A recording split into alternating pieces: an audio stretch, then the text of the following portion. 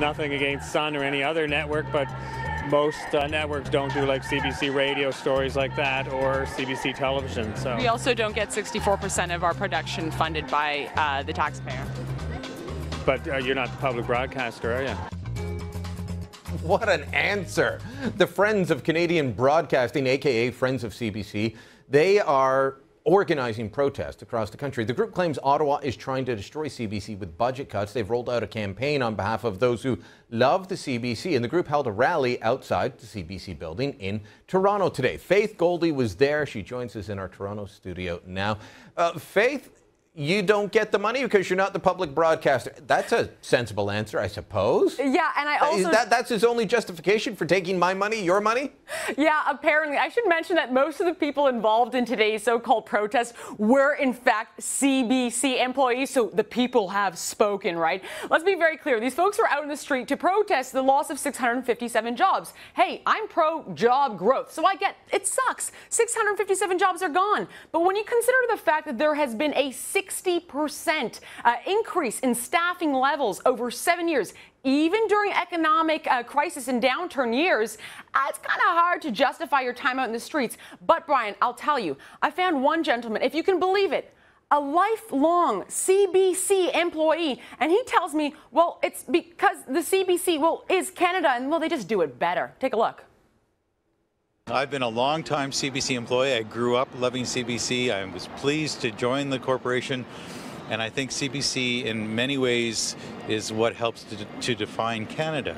There are not a lot of things. There's hockey, there's our weather, and there's the CBC. So we're freer, I think, to do journalism that's not biased. We have no one looking over our shoulders the way they do in the privates, from what I know. But I've never worked in the privates, so I don't know. I do love that. There's two things I love about this guy. One, CBC defines Canada. You know, I'm sorry, no, there's a lot more to Canada than that. And two, that we're all biased because we're being told what to do. He's never worked in the privates. He's never worked for a private broadcaster, but he says we're the biased ones. He's the Olivia Chow equivalent on the public purse, you know, within actual politics, but in the CBC. That was one of the major arguments I heard today, if you can call it that, which is no one's looking over top of our shoulder. Therefore, we are freer, better at doing our jobs than you in the so-called privates, as they kept on referring to us. I don't know about you, Brian, but I've never had some sort of mega funder or backer or stakeholder come up to me and say, Faith, this is how you should be doing your job. Have you, Brian? No, not at all. But then again, I wouldn't know how they do it at CBC. I've never worked there. I've had friends that have told me stories. It's just a culture that, it's a self-perpetuating culture is what they've described it to me as, of everyone thinking exactly the same thing. Well, Brian, you're 100% right in saying that we don't know what it's like to work at the CBC, but my friend Pat, who started off this clip over there, he gave me a little dose of reality, and he said, well, Faith, just try the shoe on the other foot. If we could roll Pat's a little life lesson for Faith Goldie here. We cut your camera position. You're not much good, are you? Oh, we've got a lot of reporters who actually do film their own stuff and cut their own material as well. No, but today, if your camera person was laid off, where would you be? I'd be filming myself. No, I'd be filming myself and cutting the film. Yes. That's what a lot of the private sector does. Questions like if I was doing this interview, because I work as a reporter too for radio, so I don't think I'd be asking you with the slant that you're coming at. Sorry, what kind of questions would you be asking? I would think about it first.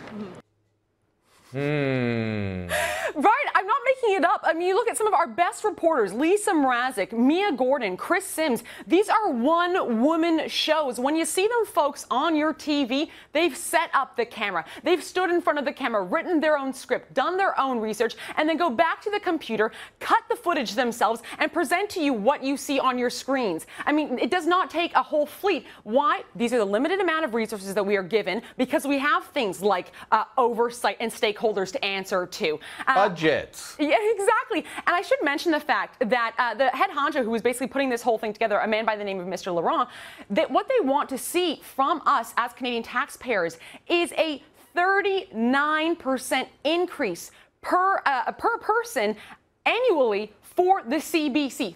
39% per year per Canadian.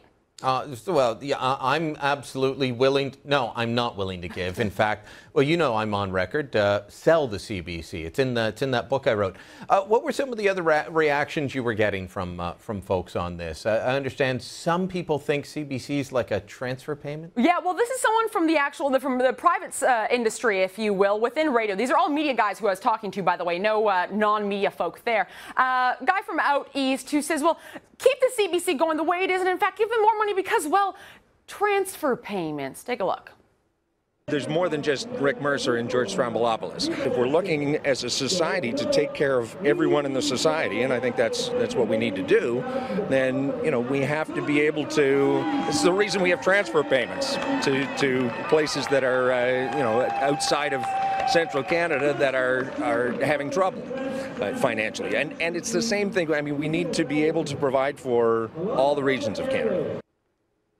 That's a nonsensical answer and factually incorrect once again. Central Canadian provinces, all of them get transfer payments. Apparently, Quebec doesn't get transfer payments. Ontario gets them. Confused.